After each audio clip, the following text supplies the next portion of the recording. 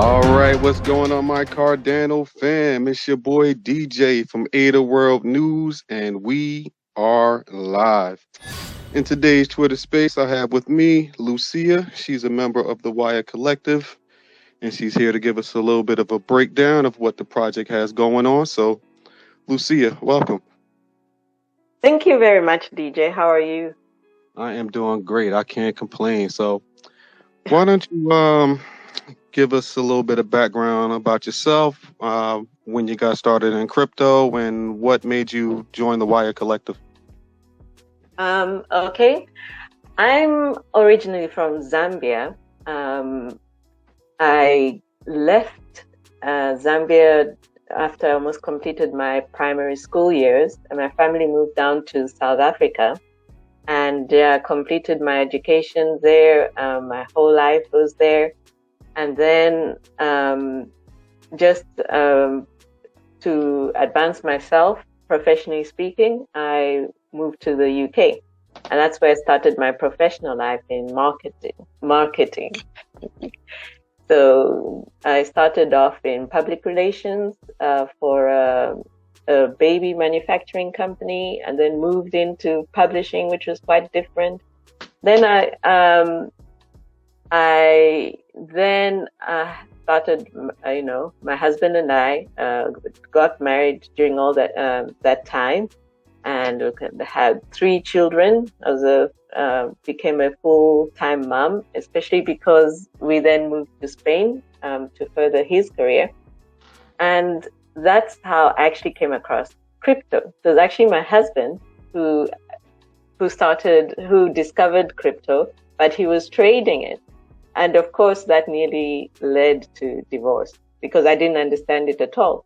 I'd actually first come across Bitcoin in the early years, when I think then my husband said, oh, somebody was saying that they want to exchange the property for something called Bitcoin. I was like, wow. What is that? And it completely escaped my mind because, this was during the throes, of the crisis of 2008. Okay. And I was just trying to preserve my career. Otherwise, actually, in hindsight now, had I used actually my professional skills and looked into what was going on, definitely I would have invested right back then. And it was only when I started becoming disenchanted with, the MSM, because it reminded me of my youth, growing up in a dictatorship. Mm-hmm. And the way the news was presented. And it had that kind of thing of having an agenda behind it. So I was like, okay, it's upon me now to actually look and see what is the truth. So I was living in the UK, and we've got these notorious newspapers called the Daily Mail and the Sun. And I completely trusted the other newspapers, the Guardian and the Independent. But it then turned out that each just presented the news they wanted their own way to get people to elect people they wanted. So it was up to me to actually look deeply into what was going on and to question myself and my beliefs and not believe what I just read. And of course, that the information that was passed about crypto is just something about scams and crooks, and I believe that. Mm-hmm. I didn't use my own brain, and then eventually, when I sat down and I thought to myself, because I actually also grew up during the 90s, and I experienced those. I'm showing my age now. The dot-com crash, and also was there at the beginning of the internet. I luckily had access to it, and and I felt left out because I couldn't invest in what was going on. And in my mind later on, I was like, okay, we've got the internet, and I think in terms of marketing, in terms of adoption, it seems to have reached its peak. And in my mind, the people who built the internet, who built the amazing apps, are going to be looking for something new, something challenging. And that's thought, that's how I came across crypto. And unfortunately, that took place last year, not earlier last year, around January, February. And here I am now. And this brought me to Waya. So in terms of Waya, the way I got started was that I always felt kind of like helpless, being an African, a young African with my country. I felt at the time when I was young, early 2000s, that there weren't really enough opportunities, for me. My parents didn't really want us to stay in South Africa, so my choices were to go back to Zambia, and really limited in terms of even findings. I studied marketing, and when I said to people that I did marketing, like, what's that? Why aren't you an accountant? And so I felt that, okay, I moved to Europe, of course, to advance my career, and I did, but not as much as I don't think I advanced as much as I would have liked, along with other people. And then I started feeling kind of like a bit like, what can I do? What should be different? Why am I in this situation? Why is it regarded as soon as you get your diploma, your high school diploma, you have to leave, you have to get a scholarship overseas, you have to go to the US, and then your life will be great. And I'm like, it doesn't have to be that way. Why shouldn't we should be building these institutions in Africa for ourselves? We should also be investing in ourselves, investing for the future of our own children. And it doesn't make sense that how can you have all the resources and then say, okay, we can't do anything? And this was before I was quite familiar with crypto. And then when I came across crypto, and I thought, well, this is actually new. This could actually advance Africa quite quickly. And that's when I came across Cardano. And it wasn't just that. I liked the way, the process behind it. It's not something, after having read about all the rug pulls, scams, and everything else. I mean, the way the whole thing was done so professionally, and on top of that, the focus on Africa, and I think the theory actually matched with mine. I decided to invest in Cardano, and then that's also how I came across Waya, because another thing about that's really young right now is the DAO, the decentralized organization.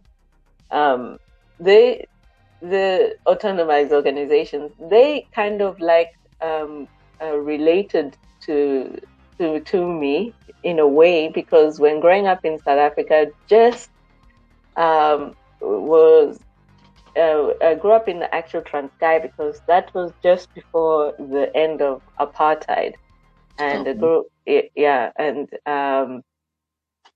and then they were not really allowed to access. Like a lot of people didn't have a lot of shopping power, so we put our minds together and formed cooperatives. In South Africa, they call it the stokvel. In this case, you meet together and you form kind of an investment club. And to me personally, that's why the DAO spoke to me. And I came across the Waya Collective by chance. It was quite new on Twitter, and I reached out to them and I said, "Oh, look, I like what you're doing in Africa. Could you please explain to me more about the DAO?" Because I was actually even thinking of starting my own. And then when I found out more about what they were doing, I was really intrigued. And then that's how it started. That's how I joined the Waya Collective. In terms of what they were looking to do to revolutionize the way industry is built in Africa, I mean, seriously, I just had to join them. So how does the Waya Collective work? Right now, we're really young. Right now, it's because we're working to become a decentralized autonomous organization. We work in the focus is to work in a flat way. There's no, of course, we've got the founders, but everybody contributes equally. Okay. So we work in a very organized way with our main areas of expertise. So we've got two aspects right now. Is we've got the DAO who are actually going to be building up the governance and the protocol, and then we've got the other aspect, which will be the actual company, and the enterprises or the industry. They're the collective, and they're the ones that we're looking to provide liquidity to grow. So yeah, I hope that answers your question. I mean, I read the white paper, so the white paper, yeah. I must say this is one of the best white papers that I've read. Probably, yeah. I mean, it's going to sound a little controversial, but probably since the Bitcoin white paper, this is one of the most in-depth and interesting white papers that I've come across. So, I mean, I think that's very interesting to me, is because, as I said, I've got a marketing background and not very technical. So, but yes, it's very revolutionary. So what we've done as a group is actually to decide, or we actually have to go back to what we can do realistically on the ground at first, and then build, and then slowly build up to the white paper and the roadmap. Okay. So what we're going to be doing now is that, I don't know, you're probably aware, you've been in Zambia before, and you've probably come across successful entrepreneurs, and they of course don't have access to funding. We don't have access to finance from banks. So what in terms of just lowering at first, initially, to lower the risk, we're going to look to provide finance to entrepreneurs to allow them to scale, and then that as well will allow us to implement, I think, even the concept of the collective. On the ground, it's still initially what you've read in the white paper. There's just some things that we're just working on right now to actually to be able to fund everything, and also towards expanding as a collective and as a franchise.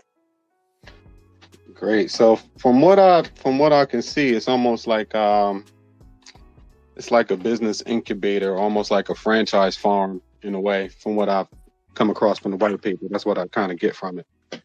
Yes, it's almost, yes, exactly. You've got it right. But I think the twist here is we get to formulate, to innovate, to work in a sustainable way, because the way things work in the world right now just doesn't cut it. And seeing as there's a lot of raw resources, talent right on the continent, we have a chance to envision, to skip over what is known traditionally and to work on something new. And then from there, build on and expand even to other parts of the world. Absolutely. So who created the Waya Collective? This is actually down thanks to the founders, Antonia and Caroline. To be honest, I don't really know their background. They've been so busy that we just went, hit the ground running. Okay. But they're from Germany. I think Caroline is the mathematician, and Antonia is the business guru. She's the CEO. And now, they've done a fantastic job. They've started the first fashion collective in Kampala. I don't know. You've seen some of the Waya fashion the collection. I've been impressed myself in Kampala, and the way they've actually they rented out a factory and implemented some of the machinery, and they don't really have a boss employee relationship. I think if you I think you, having been in Africa, it's like you have to be really respectful to the boss. He's like the king. I mean, it's totally different. That anybody can have their input. If they say, oh, but if they ask a question, oh, what can we do about this, or what?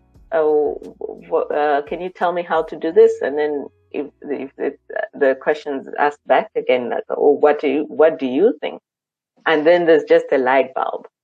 And it's just that everybody is taken in that initial collective has taken on ownership, and it's something that is seen as going to be really that has given me hope that actually it's going to be successful. Great. So, for people that don't know, where is Kampala? Where is that located? Kampala is the capital city of Uganda. It's a landlocked country.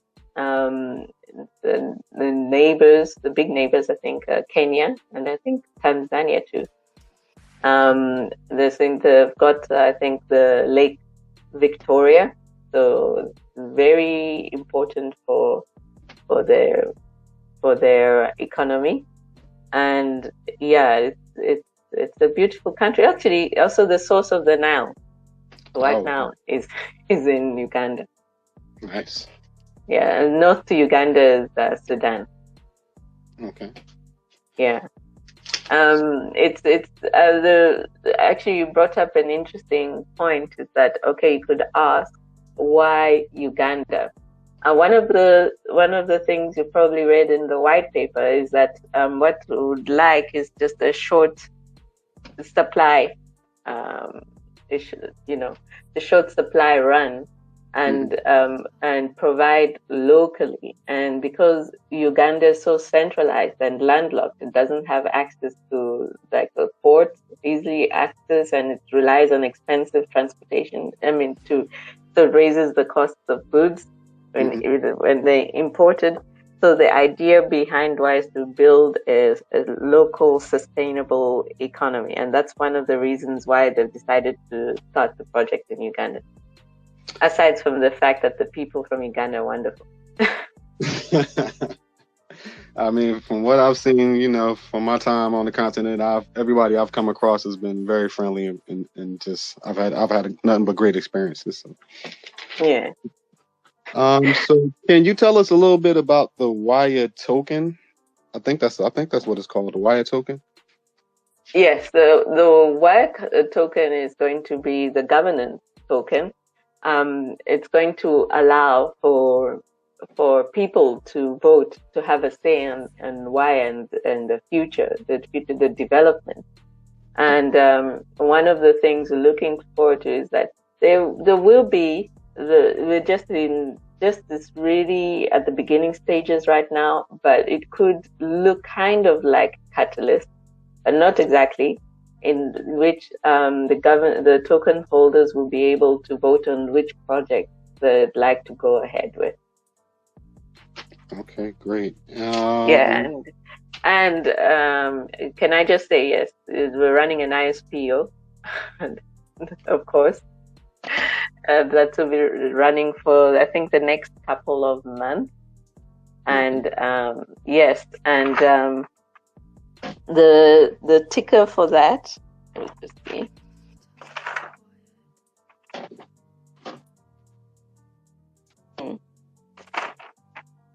Okay, I'll get back to you that one on the exact ticker. I don't want to get it wrong. Yeah. But I mean, like looking at the tokenomics, people will be involved. I think the token holders will be involved. So that will be like the global contributors, the factory owners, and the treasury departments and the founders will basically be holding tokens. in which you'll be able to use both. Okay, So great. that will, in a sense, to make everything as decentralized and open as possible. Okay, great. So, for the listeners out there, how can they get involved? Great question. Okay, just before I answer that, the ticker is WYACO. The way they can get involved is just like me. I mean, first, just joining our Discord, and that is where all the governance conversations take place right now, and on the future of Waya, and basically, if you want to give an opinion on that, on what's going on, or actually heavily contribute. And I think people from different backgrounds. I mean, I know a lot of projects focus on developers. We like to have people from different backgrounds, from artistic, creative, and also as well as the mathematical and development background. Of course, Haskell developers are very, very much wanted, but definitely just to get a diversity of opinion and different life experiences. It's highly encouraged. People are highly encouraged to join through the Discord, and that is the best way at the moment. And also to get the latest, to follow us on Twitter. Okay, great. Well, Lucia, thank you for coming on. This was a great interview. It was my first Twitter Spaces. It was very thank you so much. Thank you so much for having me. And it was also my first Twitter Space as an actual guest. So thank you for having me. Yep, no problem. So, to all the listeners out there, go ahead and follow Lucia and make sure you follow the Waya Collective. So, it's your boy DJ. I am out of here. We will see y'all when we see you. Peace. Thank you. Bye. Bye.